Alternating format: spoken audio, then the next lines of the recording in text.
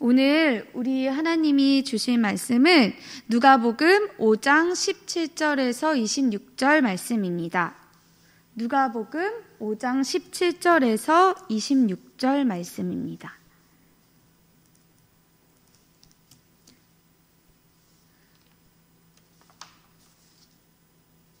찾으셨으면 우리 한 구절씩 번갈아 가면서 읽겠습니다. 하루는 가르치실 때에 갈릴리의 각 마을과 유대와 예루살렘에서 온 바리새인과 율법 교사들이 앉았는데 병을 고치는 주의 능력이 예수와 함께 하더라. 한 중풍병자를 사람들이 침상에 메고 와서 예수 앞에 들여놓고자 하였으나 무리 때문에 메고 들어갈 길을 얻지 못한지라 지붕에 올라가 기와를 벗기고 병자를 침상의 무리 가운데로 예수 앞에 달아내리니 예수께서 그들의 믿음을 보시고 이르시되 이 사람아 내 죄사함을 받았느니라 하시니 서기관과 바리새인들이 생각하여 이르되 이 신성모독하는 자가 누구냐 오직 하나님 외에 누가 능히 죄를 사하겠느냐 예수께서 그 생각을 아시고 대답하여 이르시되 너희 마음에 무슨 생각을 하느냐 내 죄사함을 받았느니라 하는 말과 일어나 걸어가라 하는 말이 어느 것이 쉽겠느냐 그러나 인자가 땅에서 죄를 사하는 권세가 있는 줄을 너희로 알게 하리라 하시고 중풍병자에게 말씀하시되 내가 내게 이르노니 일어나 내 침상을 가지고 집으로 가라 하시매 그 사람이 그들 앞에서 곧 일어나 그 누웠던 것을 가지고 하나님께 영광을 돌리며 자기 집으로 돌아가니 모든 사람이 놀라 하나님께 영광을 돌리며 심히 두려워하여 이르되 오늘 우리가 놀라운 일을 보았다 하니라. 아멘.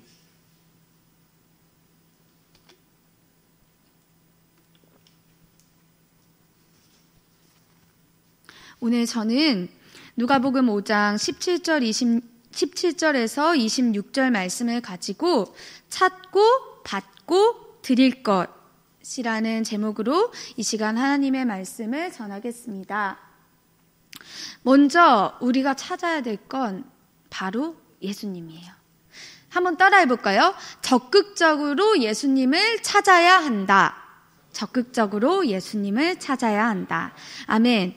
오늘 누가복음 말씀에는요, 중풍병자의 이야기가 나오죠. 우리가 잘 알고 있는 이야기예요. 근데 이 중풍병자가 등장하기 전에 예수님이 무엇을 하고 계셨냐?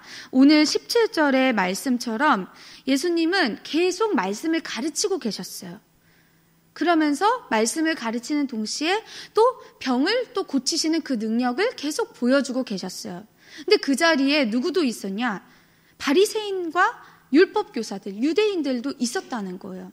그런 상황에서 한 중풍병자가 예수님 앞으로 나아오는 그런 상황이에요. 이 중풍병자는 누구일까요?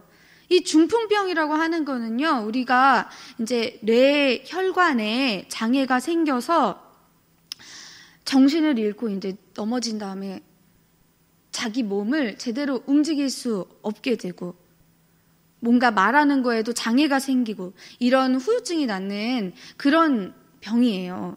그러니까 한마디로 자기 혼자서는 움직이지도 못하고 뭘 어떻게 할 수가 없는 그런 어려운 상태란 말이에요. 근데 이 중풍병을 아마 그냥 짧게 앓은 게 아니라 오랫동안 앓고 있었던 그 사람이 예수님을 만나러 온 거예요. 근데 이 예수님이 계속해서 말씀을 가르치시면서 병을 계속 고치고 계시는 그런 기적을 보이시고 계셨잖아요. 그러니까 이 사람도 그런 예수님의 능력에 관한 소문을 들을 수밖에 없었던 거죠. 지난주에 우리가 나누었던 나병 환자처럼. 아픈 사람들은 내가 어떻게 움직일 수도 없고 어디 갈 수도 없는데 얘기는 들을 수 있잖아요. 귀머거리가 아닌 이상. 그러니까 계속 들려오는 얘기에는 놀라운 예수님의 이야기들이 한가득인 거예요. 그럼 그 얘기를 듣고 어땠겠어요?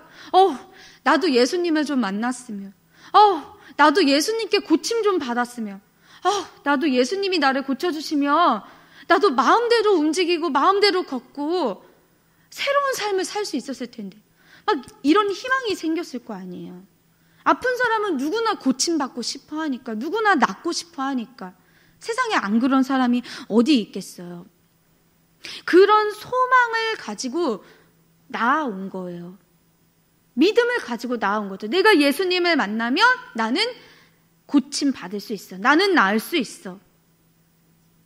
이 예수님을 만나는 것만이 생명의 길이라는 걸 이 정말 몸이 아픈 사람들은 먼저 더 믿고 그래서 더 만나고 싶어 했던 거예요. 우리가 이렇게 얘기하죠. 예수님만이 희망입니다. 그 이야기를 오래전에 이 사람들도 그렇게 생각하고 믿었던 거예요. 예수님만이 내 희망이야. 그러니까 그 희망을 빨리 만나야 돼. 그런데 어땠다고요? 혼자는 움직일 수가 없었어요. 그래서 어떻게 나왔냐? 이 중풍병자를요, 도와준 사람들이 있었어요. 마가복음 2장에 나옵니다. 많은 사람이 모여서 문 앞까지도 들어설 자리가 없게 되었는데 예수께서 그들에게 도를 말씀하시더니 사람들이 한 중풍병자를 4사람에게 메워가지고 예수께로 올세. 무리들 때문에 예수께 데려갈 수 없으므로 그 계신 곳에 지붕을 뜯어 구멍을 내고 중풍병자가 누운 상을 달아내리니. 누가복음 우리가 읽은 본문에는요, 그냥 사람들이 중풍병자가 누워있는 침상을 메고 예수님한테 오려고 했다고만 나와요. 근데 이제 사람이 너무 많이 모여있으니까 그 틈을 비집고 이 침상, 환자를 누이는 그걸 가지고 들어갈 수가 없는 거예요. 근데 마가복음에는요, 그 사람이 4명이라는 거를 짚어준 거예요. 4명이 이 중풍병자를 도와준 거예요. 어떻게? 들어갈 수가 없으니까 지붕을 뜯었대요. 지붕을. 아니, 사람이 너무 많으면 그냥 아우 이거 안 되겠는데요? 오늘 말고 내일 다시 와보죠. 이럴 수도 있잖아요. 근데 중풍병자 이 사람들이 포기하고 돌아갔어요? 아니에요. 지붕을 뜯었다니까요. 어떻게든 예수님을 만나기 위해서 지붕에 올라가서 지붕의 기와를 벗겼대요. 근데 이제 이때 이 지붕은 우리가 막 이렇게 보는 이런 경사 있는 그런 지붕이나 막 이런 게 아니라 이제 좀 편편했어요. 테라스처럼 사용할 수 있도록. 그러니까 올라가서 가가지고 이제 진흙도 바르고 막 이런 진흙을 바른 그런 지붕 기와를 하나하나씩 뗀 거예요. 그 중풍병자 누워있는 그 침상을 넣을 만한 공간이 되도록 달아내릴 수 있도록. 그러면은 그냥 기와 한 장 벗겨가지고 그거 되겠어요? 그만큼의 공간을 만들려면은 이 4사람이 수고를 한 거예요. 근데 그냥 막 꽝꽝 깨부술 수도 없고 지붕을 뚫는 건데 그 얼마나 고생스럽게 수고스럽게 그걸 조심조심 했겠어요. 포기를 하지 않았다는 게 너무 중요하다는 거예요. 그냥 돌아간 게 아니라 예수님을 만나려고 지붕까지 뚫어서 그 침상을 내릴 정도로 예수님을 만나고 싶은 그 갈망, 예수님을 만나면 우리가 된다는 그 소망과 그 믿음 때문에 이렇게까지 노력을 했다는 거예요. 우리가 바로 이런 적극적인 자세를 본받아야 한다는 거예요. 우리도 이렇게 주님을 찾아야만 한다는 게 너무너무 중요한 거예요. 그리고 동시에 말하는 건 이 4사람처럼 적극적으로 내 이웃을 도와야 하는 게 사랑이라는 거예요. 중풍병자가 나도 예수님 만나고 싶어. 나도 예수님 만나면 나도 고침받을 수 있고 새롭게 살 수 있어. 이거를 그 4명 도와준 4명도 같이 믿고 같이 희망을 품고 그리고는 주님을 만나겠다는 그 의지를 보여준 거잖아요.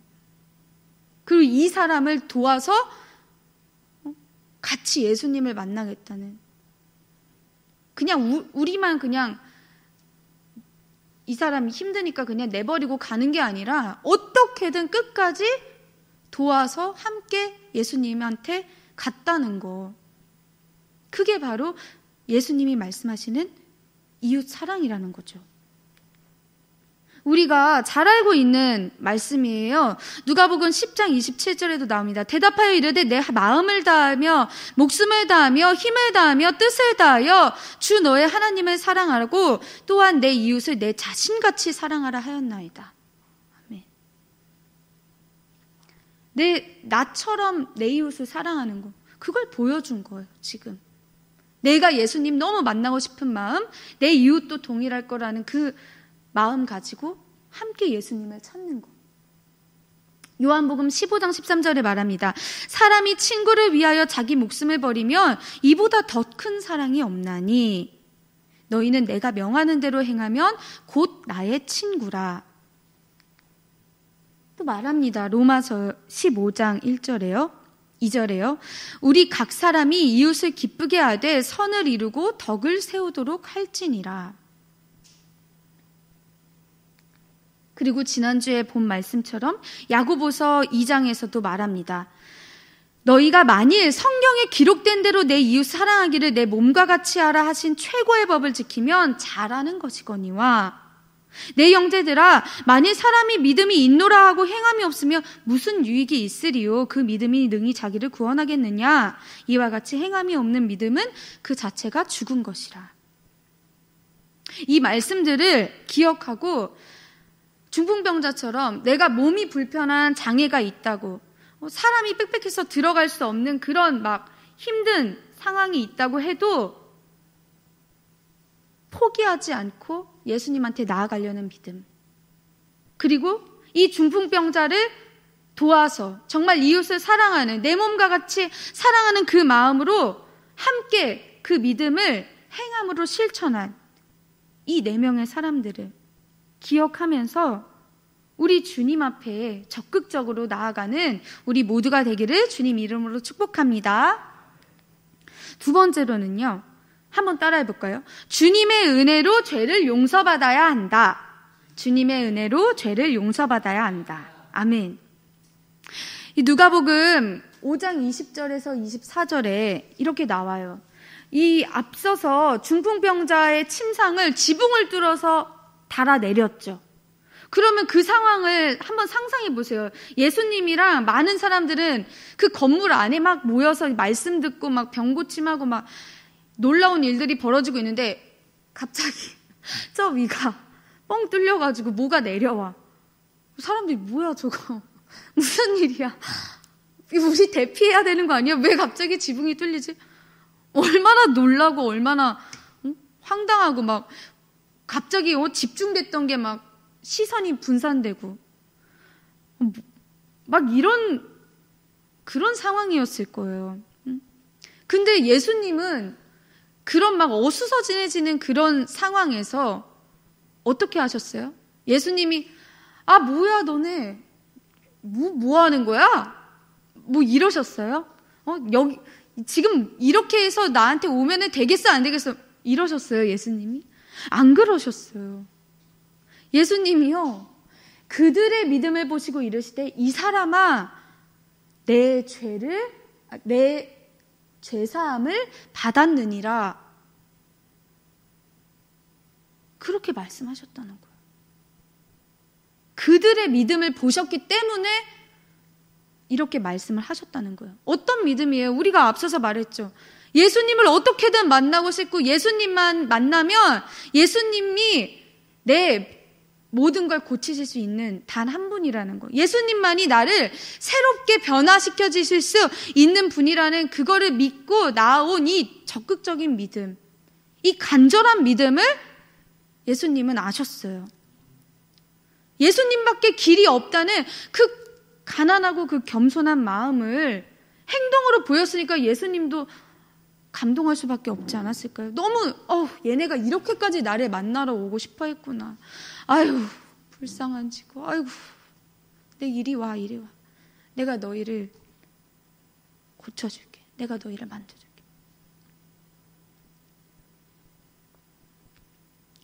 죄사함을 받았느니라고 하셨다는 건 예수님이 죄를 용서해 주셨다는 거죠. 이 예수님이 죄를 용서해 주셨다는 말을 한 게 너무너무 중요해요. 왜? 예수님은요, 능력이 있으셔서 당연히 병도 고치시죠. 근데 눈에 보이는 그 질병만이 아니라 더 중요한 거는 예수님이 죄를 용서하는 분이셨다는 거예요. 그게 먼저라는 거예요. 왜? 예수님이 그러기 위해서 이 땅에 오셨으니까. 하나님이 예수님을 통해서 이 땅의 모든 사람들이 죄인이라는 걸 예수님을 통해서 용서해 주시기 위해 우리에게 보내주셨으니까. 예수님이 이 땅에 오신 목적은요, 하나인 거예요. 죄를 용서해 주시기 위해서. 우리 죄인 된 우리를 완전히 구원해 주시기 위해서 이 땅에 오셨고, 이 말씀을 더 먼저 알려주신 거예요. 유대인들은요, 그냥 그때 당시에 막 아프고 그러면 아유, 죄 지어서 그래. 죄 지어서 아픈 걸 거야. 막 이렇게 생각을 했어요. 그 하나님만이 죄를 용서할 수 있다고 생각했으니까, 아니 누가 능히 죄를 사하겠냐고, 저 사람이 누군데, 이렇게 속으로 생각을 한 거예요. 하나님만 용서할 수 있다고 생각했으니까. 맞아요. 하나님이 죄를 용서하시는 분이셨어요. 근데 예수님은 누구셨어요? 하나님의 아들로 이 땅에 오신 분이잖아요. 메시아로 이 땅에 오신 분이잖아요. 하나님의 능력과 권세, 하나님이 죄를 용서하시는 그 권세가 바로 예수님한테 있었기 때문에 예수님은 그 권세를 사용하실 수 있었던 거예요.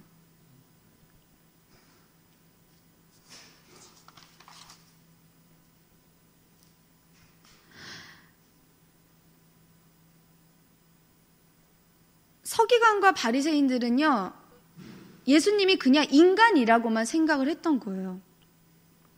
하나님의 아들이라는 걸 믿지 않은 거죠. 자기네가 기대하는 메시아의 모습이 있으니까 저런 모습으로는 우리에게 오지 않을 거야, 이렇게 생각하기 때문에 속으로 아유, 저 사람이 누군데 하나님을 하나님만이야 죄를 용서할 수 있는데 그 고유한 그런 권한과 능력을 자기가 뭔데 사용하는 거야.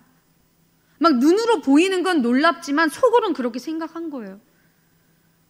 그런데 예수님은 하나님의 아들로서 이 땅에 동일한 능력을 입고 인간의 모습으로 오셨지만 동일했기 때문에 그 신적 권능으로, 신적인 권위로 이 사람들의 속의 마음까지도 생각까지도 이미 다 아셨던 거예요. 어떻게요?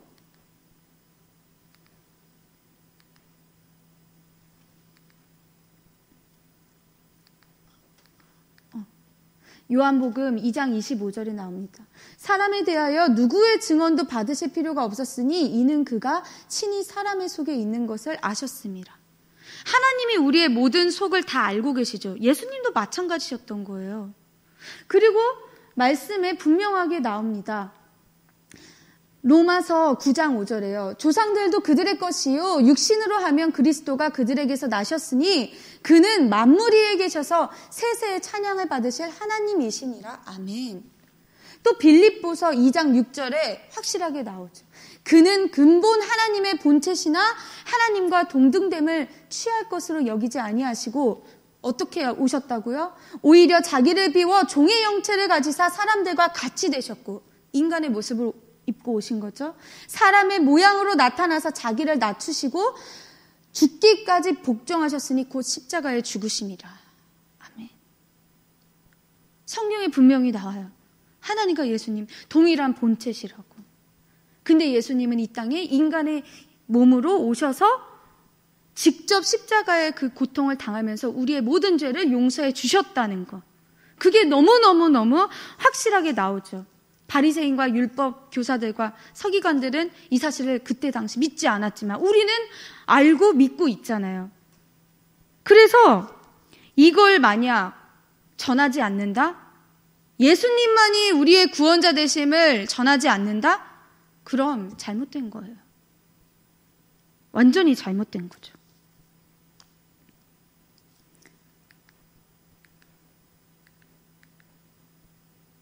요한복음 3장 16절에 그를 믿는 자마다 멸망하지 않고 영생을 얻게 하려 하심이라. 하나님이 예수님을 이 땅에 보내신 이유예요. 예수님밖에 없다는 사실이 너무 중요해요. 우리가 죄를 용서받을 수 있고 우리가 구원받을 수 있는 건 예수님밖에 없다는 거.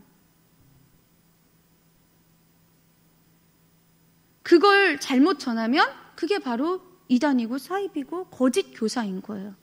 삼위일체 하나님을 인정하지 않는 거. 예수님을 다른 존재로 말하거나 내가 예수라고 말하면 잘못된 거라는 거. 이게 너무너무 기본적인 건데 이거에 교회를 다니면서도 이거에 넘어가는 사람들이 있다니까요. 그러니까 말씀으로 믿어야 돼요. 말씀에 나와 있는 그대로. 절대 거짓된 얘기에 속지 않고 미혹당하지 않도록 주님이 유일한 구원자 되시는 이 진리의 빛을 받으면서 가까이 계시는 여러분 되기를 축복합니다.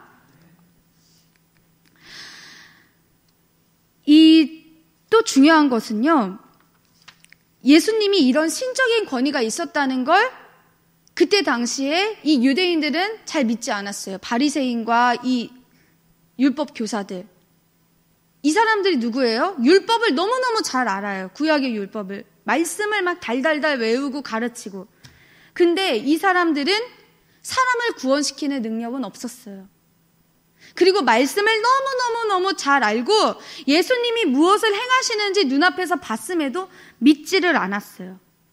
우리가 여기에서 중요하게 기억해야 될 거는 성경 말씀을 지식적으로 머리로 너무너무 잘 알고 많이 알고 해도 그거를 믿지 않으면 성령님이 우리를 그 말씀의 빛으로 비추어 주셔서 이 진리를 정말로 깨닫고 믿지 않으면 그러면은 나 잘 믿어요. 이렇게 말은 할 수 있을지언정 그거는 가짜라는 거예요. 하나님을 오히려 대적해버리는 사람이 될 수 있다는 거예요. 말씀을 너무너무 잘 알아. 근데 그게 생명을 살리는 입술이 되는 게 아니라 이 말씀 가지고 넌 이게 잘못됐어. 넌 이게 잘못됐어. 넌 이래서 안 돼. 이렇게 누군가를 정죄하고 판단해버리면 그건 하나님을 대적하는 사람이 된다는 거예요. 이 사실도 분명하게 기억하시기 바랍니다. 세 번째는요. 한번 따라해 볼까요? 하나님께 영광을 돌려드려야 한다. 하나님께 영광을 돌려드려야 한다. 누가복음 5장 25절에서 26절에요. 그 사람이 그들 앞에서 곧 일어나 그 누웠던 것을 가지고 하나님께 영광을 돌리며 자기 집으로 돌아가니 모든 사람이 놀라 하나님께 영광을 돌리며 심히 두려워하여 이르되 오늘 우리가 놀라운 일을 보았다 하니라. 아멘. 앞에서 예수님이 어떻게 중풍병자를 낫게 하셨어요? 너의 죄사함을 받았어. 그리고 내 침상을 가지고 가라고 그렇게 또 말씀하셨죠. 예수님이 말씀 한마디로 능력을 베푸셨어요. 죄사함과 병고침의 은혜를 다 베푸셨어요. 그러니까 너무너무 이제 사람들은 놀란 거죠. 뭐야 이게 어떻게 된 일이야. 말 한마디만 했는데 모든 기적이 순식간에 벌어진 거예요. 사람들이 놀라지 않고 베길 수 있겠어요? 두려웠겠죠. 속으로 생각했는데 그 속 생각까지도 다 아시고 내가 네 마음의 생각을 안다고. 내가 죄를 사하는 게 쉽겠니? 병을 고치는 게 쉽겠니? 사람들 생각에는 그냥 죄를 용서받는 거는 하나님의 고유 권한이라 생각하고 그리고 눈에 당장 보이지 않으니까 그냥 그게 더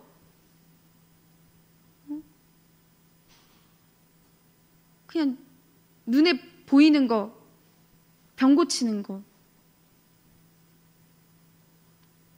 그것만 그냥 보여지면은 될 거라고 생각했는지도 몰라요.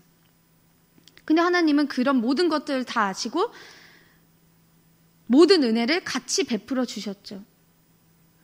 그래서 그 은혜를 받은 이 중풍병자, 이제 더 이상은 중풍병자가 아니게 된 이 사람이 곧이곧대로 예수님의 말씀대로 자기 침상을 가지고 집으로 가요. 근데 어떻게 가요? 하나님께 영광을 돌리며. 예수님이 시키셨어요. 너 하나님께 영광을 돌리면서 가. 너 하나님께 찬양하면서 가. 그런 말씀도 하지 않으셨어요. 근데 내가 받은 은혜가 너무 기쁘고 너무 놀랍고 너무 감사하고 어떻게 말로는 다 주체할 수 없는 그런 마음과 그런 흥분과 그런 놀라움, 그걸 하나님께 영광을 돌려드린 거예요. 하나님께 영광을 돌려드린다는 건 뭐예요? 하나님께 감사함으로 찬송한다는 거죠. 하나님의 은혜에 하나님을 감사한다는 거죠. 내게 베푸신 은혜를 그냥 내가 혼자 그냥 가지고 나만 그냥 즐거워하고 내 감정으로만 끝나는 게 아니라 하나님께 감사함으로 올려드렸다고요.